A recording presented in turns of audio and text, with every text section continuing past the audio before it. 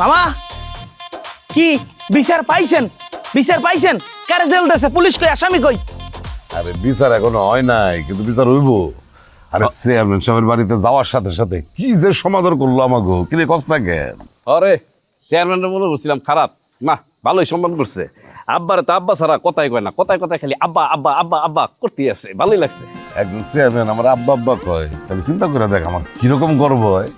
তার উপরে শুনছি সে নাকি পরবর্তীতে এমপি হইব। কি পাওয়ার চিন্তা করে দেখছো?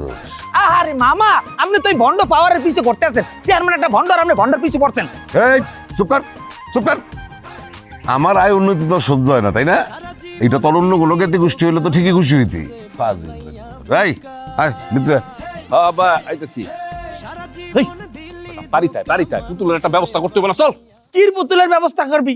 আমি নিজেই তো একটা পুতুল হয়ে গেছি, আমার এর বাজায় নি বেচতে দে। কি কস? হ্যাঁ, এই নেশা নেশা করস নাকি? হ্যাঁ, উল্টা পাল্টা কথা কস, চল বাড়িতে চল।